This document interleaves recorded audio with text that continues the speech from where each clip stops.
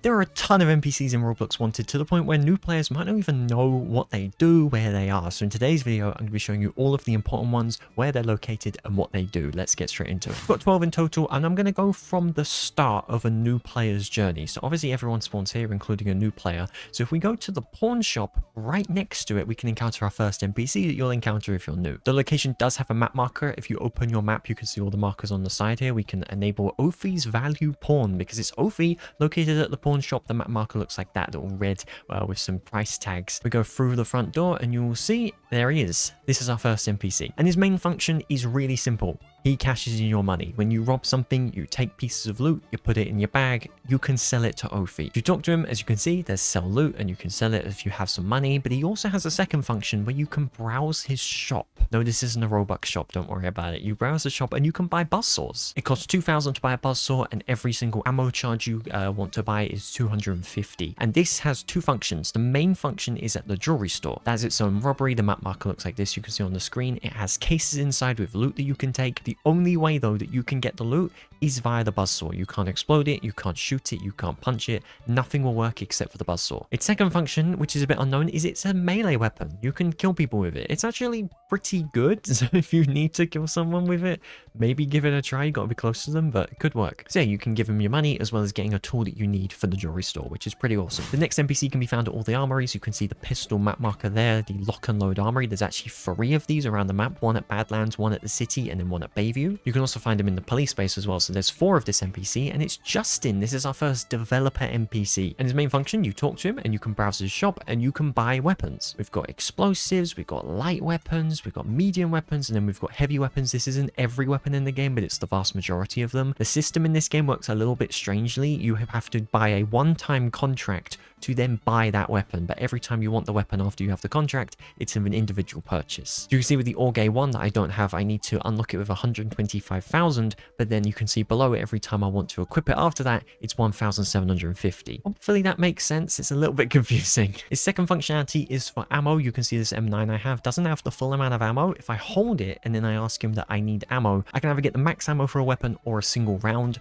and yeah, that's how you replenish ammo. There's also a way if you have multiple weapons that are low on ammo, you can speak to him and get all of your weapons ammo at the same time, which is awesome. But then there's a third feature as well. You can mod weapons. If you hold a weapon, when he asks what you want, you can click I want to mod my item, and you can put on mods on these weapons. You can add a scope, as you can see. We can add some muzzles, like a literal suppressor on it if we want to. We can add a tactical laser. There's different weapons that have different things. Some of them increase stats. Some of them are just kind of helpful in first person or make it a little bit easier to shoot. It's pretty in-depth. So yeah, it's pretty cool. You can buy weapons, you can get ammo for your weapons, and you can mod weapons all with one NPC. The final NPC you'll encounter is Cody. He's located at the dealership, pretty close to the spawn. Literally, the ATMs is where you spawn. You just walk across, and he's right there at the dealership. You can see that blue car map marker. That's where he is. You just walk inside the dealership, and he's right there. You can see him at the front, and we can just talk to him, and he's got one function, and he's the ability for you to buy vehicles. You click on Browse Shop, and then it will take you to the dealership, and you can see all of the vehicles that we can buy. It gives you the stats of the vehicles. Some vehicles, it even lets you change the color of them. As you can see, you can buy them if they're linked to like a Robux pack. You can it'll take you to the Robux pack if you want, like the Zorro and the Zorvello. And you also get to see locked vehicles. So you can see these 2 vehicles I don't have, and it says locked on them. I can click on them, and it turns out that these are crate vehicles. I need to open certain crates to get them, and I can actually view them. I don't like that personally. I think it would be cool if you couldn't see the vehicles if they're locked, but that's what they've decided to do. So yeah, you can view them. Click view crate, and it will take you to the crate that you need. This is the only way to buy new vehicles outside of the crate system. So yeah, pretty cool. So those 3 NPCs are the ones that you encounter in the tutorial. These next ones you can miss. There's a chance that you don't even know that these exist. So now we're getting into the proper ones. And this first one is a police officer located at the police station. The map marker looks like that white police badge. We just walk straight in the front door, and he's right there. It's Bert, the NPC. We can talk to him, and we can join the police team, which allows us to encounter criminals and syndicates. We can knock them, and then we can arrest them and take their bounties that they've earned. There are some police only missions. You might have to go to him to like start some quests and cash in some quests, which is pretty good. I've already done all of them, so you can see I don't see them anymore. Justin did confirm in the last admin abuse that next update, which will release in about a week's time now, will have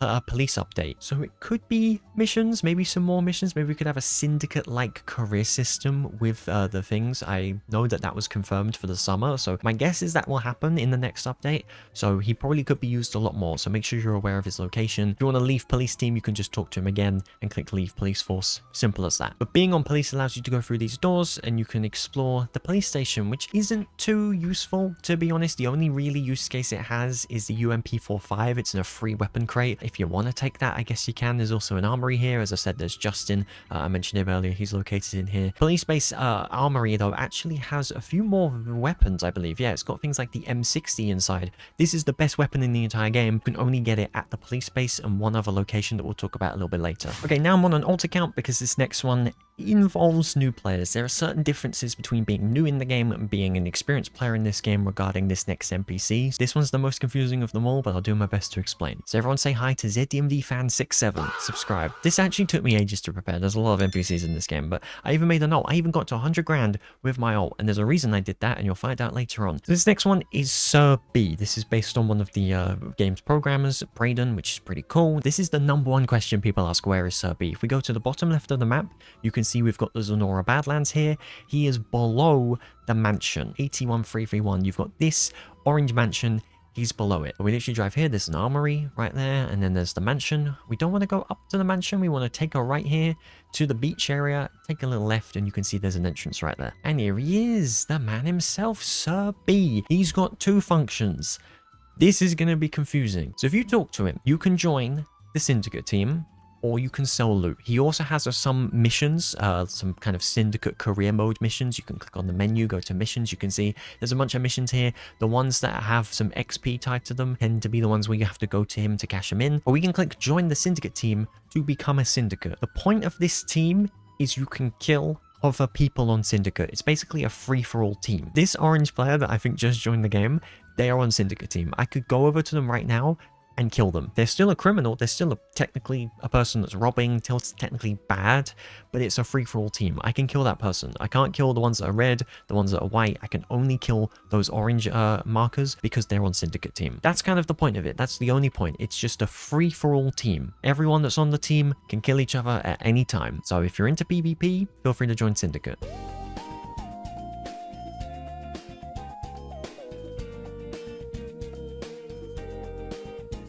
Just like with the police thing, you can talk to him again and click leave the syndicate to go off of syndicate. If you're watching this video because you're new to the game and want to know where the NPCs are, you shouldn't really be on syndicate. You're too new to the game. The other functionality is obviously this one. I'd like to sell my loot because just like Ophi that we spoke about a bit earlier, you can sell your loot to Sir B, but it's actually better to sell your loot to Sir B than to Ophi. And that's because he will double your loot. You can give him a certain amount of money.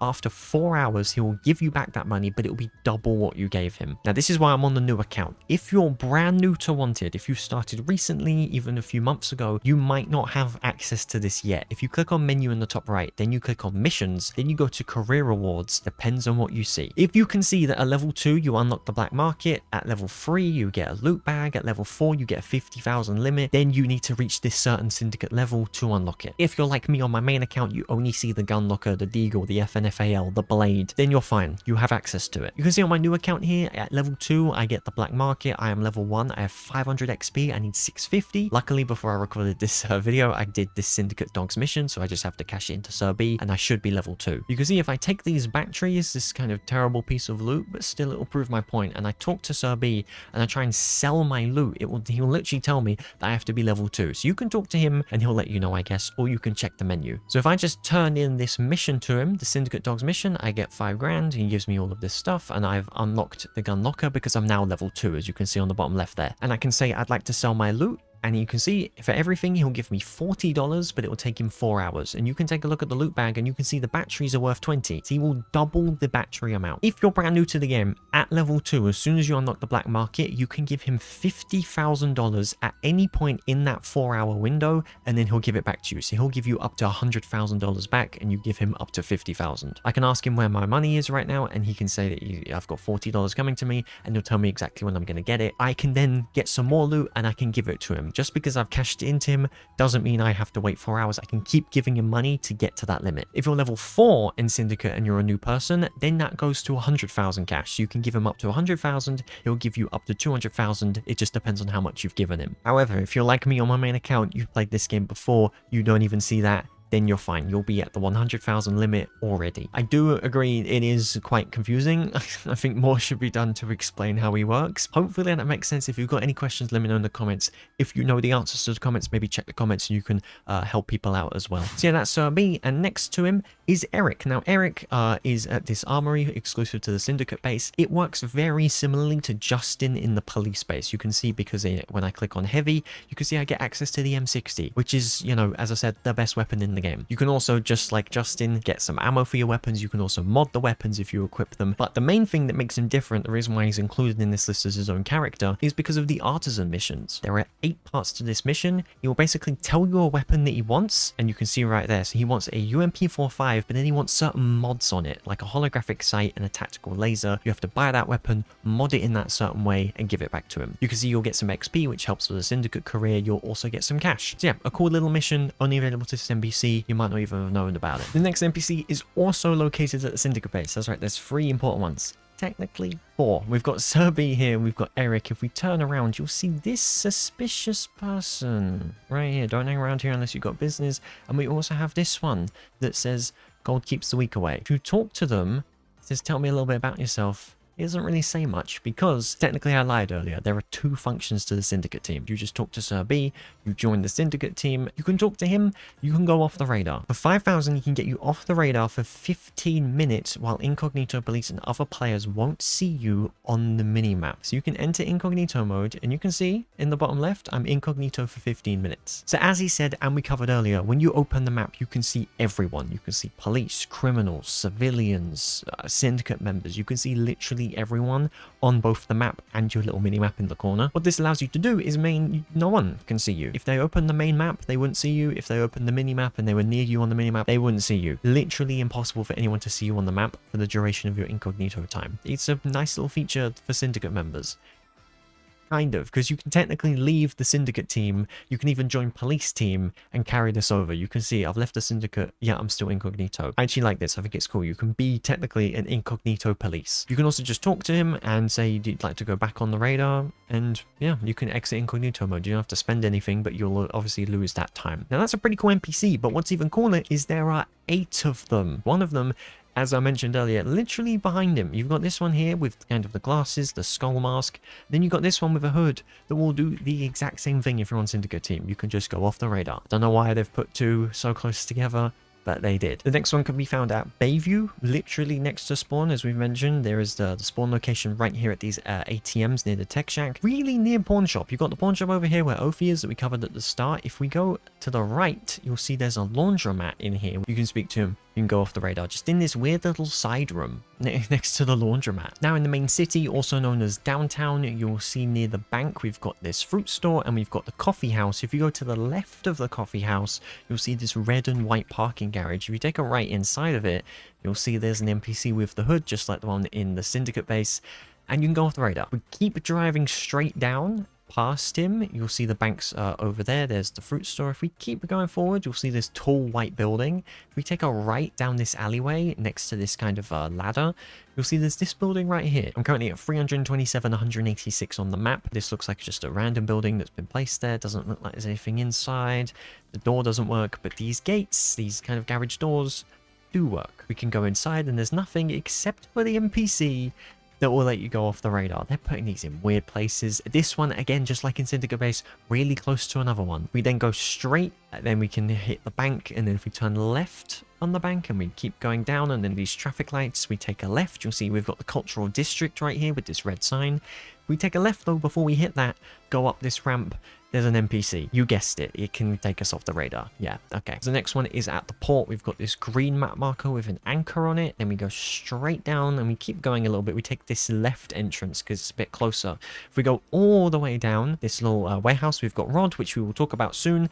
To his right, you've got this NPC here. The final one is a different NPC. This one's located at the resort. You can see the map marker is this like cyan thing with a clover on it. It looks quite cool. It's inside there at the top floor. We go inside, you'll see this prize wheel. You can spin this every 24 hours if you want to. You've got an NPC that talks about it, but he's not an important NPC. Only important NPCs in this video. We follow the blue carpet. We can go to this lift. We interact with it and we click 3 for the roof. And this NPC is Ruby, the community manager. So you can talk to her and you can go off the radar. Same price, 5,000, 15 minutes. It works exactly like all of the other ones. You can also talk to her about what she's doing, and she'll mention the syndicate team, which you can talk to if you're not a syndicate, but I'm a syndicate right now and she's talking to me about the syndicate, which is a little bit strange. I feel like if you're syndicate, she shouldn't tell you because you're already a syndicate, because you already know what the syndicate team is.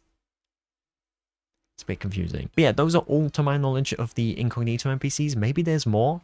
To my findings, like I really looked around everywhere. I really did some research into it. Couldn't find any more, but if you know of any more, then let me know in the comments. Let's go back to the port for this next one. Again, this green map marker, like a dark green with the anchor, Oasis City Port in the top left of the map. You can see this is what it is, the city port. And if we go to the left entrance, just like we did with the previous NPC, and we go straight down, you can see this little building, and this is where Rod is located. And here he is. We can talk to him, and he's got 3 functionalities. If we browse his shop, we can buy a vault cracker. Similarly to Ophi, where you can buy buzzsaws, you can buy vault crackers from Rod. It costs 5,000 per vault cracker, and this allows you in the jewelry store to place the vault cracker on the main vault, and you can open it. It'll start a 7-minute timer, and then the vault will open, and that's how you can get the best stuff pretty much in the game. You can also sell weapons to him. If you equip a weapon, the gold weapons tend to give the most amount of money. You can sell a gun, and it'll give me 60 grand for my golden AK, which is insane because the golden AK is like the same as the M60 in terms of stats. An M60, he'll give you 3 grand for it. And his final thing that you'll notice here, it says any valuable crates today. You can pay him 200 cash and he will tell you. If there's nothing special, he won't charge you money. If there is, then he will. Basically, there are crates around this port. In this entire port section, there are these little boxes. So it's like this little crate with this little black kind of marking over it, and you can open the crate and it will give you some random stuff. Sometimes it can be loot, sometimes it could just be these things like traffic cones inside of them. But you can get some really good stuff, and if there is something good in one of the crates around this port, he will tell you if you pay him 200 cash. You can see on the screen all of the possible things. You can find bitcoins, you can find diamonds, you can literally find the best loot in the entire game at the port. So if you're ever near the port and you want to get a vault cracker, give him 200 cash. Check if there's anything there, because if there is, absolutely go for it. I think you're more likely to find stuff in big public servers, so that's my advice. You could even try hopping around public servers and check and see if there's anything good. It's as simple as that. You can also shoot the crates with your gun. That's generally the fastest way to loot it if there's something good at the port. All right, I've got 3 more NPCs to show you. This next one is Davy. If we go to the heliport, you'll see the map marker is this orange helipad marker, and you can see about 374, 278 are the coordinates on the map. You can find his heliport. This is literally Davis heliport, that's the name of it. We enter, and then right on the right here, you'll see he's right here, Davis. His name's actually Davis. I thought it was Davy. That's my bad. You can talk to him and you can ask him 2 things. First one you can ask him is how the weather is, and he will let you know in good detail. Literally clear skies, 5-mile-per-hour winds, 8-miles-per-hour gusts to the south, the temperature, any precipitation as well. Like, this is an in-depth summary. And you can also browse his shop, and just like with Cody at the dealership, you can buy helicopters. As of recording, there are 3 helicopters in the game. You've probably seen them and you've not known how to get them. This is how. You got to talk to Davis at the heliport. Now, the heliport used to be the only way you can get helicopters. Now you can actually go to the airport. It's pretty much top left of the map. Literally, it's got a giant text on it, Harris International. You can find him at this airport, and by him I literally mean Davis. If we enter the airport on the side, you can see he's just there, and he does the exact same thing. He tells you the weather and you can buy the things. I don't know how they've figured out cloning, but okay. And then if you go to behind the airport and we drive over a little bit, he's to the right as well. Look, he's right here. He's gonna spawn in a second on this plate. Boom. Somehow he just finds a way. There's 3 of them now in the game. Like, okay, it makes sense because it's like an air vehicle place and then a helicopter place. It makes sense having them both there, but you couldn't have made 2 different NPCs. You really just had to copy my man Davis over here. Really? Come on. All right, the final 2. These ones, I honestly wouldn't blame you if you didn't even know they existed. The first one is located at the Badlands, bottom left of the map. There is a mini bank. As you can see, there's the church. It's kind of near the mansion where Serby's located underneath it, of course, and and this is the mini bank. You've got 4 ATMs outside. You've got a vault. You can even use C4 on the vault, just like a proper bank. So yeah, pretty cool. Like a small version of a bank. You can find some things outside of it, some drawers, a vault. It's not bad. But there's also this NPC. He asks you if you're interested in making a risky investment. You can ask him how much of an investment, and he wants 100,000 cash. You can either say no, or you can give him 100 grand. And if you do, he will give you a Bitcoin. There are some syndicate missions that require this. There were some events in the past that required this. It's pretty good. Of course, you're going to lose money. A Bitcoin is worth 67,000 cash. You're losing like 33,000 if you do this trade. But it could be useful. So you can go to your house and you can actually buy some storage units if you want and store it at your house. And maybe you could just save it, wait for when it might be used, because there's a chance, you never know, it could be used. If you need a Bitcoin in a pinch, I'd recommend doing that. Just like earlier when we were looking at the Incognito people, we're at the city right now. You see the bank, you see city control, you see a coffee house. If we go to the left of the coffee house, you see this red and white parking garage. If we go straight on this road, you should see, kind of near the resort and jewelry store, Dan's Diner. Really nice, like kind of an old retro diner, which is lovely. We've got a jukebox, we've got like an employee here that will just kind of say random stuff. He's not an important NPC. Back here, you've got a safe, you've got this machine. Yeah, it's not terrible. It's pretty cool. But sitting on one of the tables in the diner is Dan, literally the owner, Dan's Diner. This is what it is, and you can talk to him if you want to. I can actually sit down across from him and have a chat. All right, I didn't even know you could do this, but okay, that's cool. And I can talk to him, and you can start Forbidden Meat, the exclusive mission. He'll say that meat for burgers is too expensive and he wants to find an alternative supply so that they can stay open, and you can start the mission. You can find the alternative meat source and grind meat into a burger. I'm not going to tell you how to do this mission because I think you should try and figure it out for yourself. And I will tell you, to grind the meat, you use this machine. This is how you grind it. And if you complete the mission, you get 25,000 cash, and you also get the meat grinder as a piece of furniture for your house. You literally get this right here for your house. You can change the color of it as well, which is pretty cool. So I'd recommend doing that. Try and figure it out. Maybe go with some friends and try and work it out. I'm not going to tell you how. I was shocked when I found out how. Those are all the NPCs that are important in the game. Of course, there are a bunch of others, even some that give a little bit of dialect, a little bit of lore, some that might, you know, tell you what the bank vault is right now, but I don't see them as very important. Only the ones I've shown are true core fundamental NPCs. If I have somehow missed one, let me know in the comments, and maybe check the comments yourself, because you know, there's a chance this game is quite big, but I am almost positive that I've covered all of them. We are less than 1,500 away from 100,000 subscribers.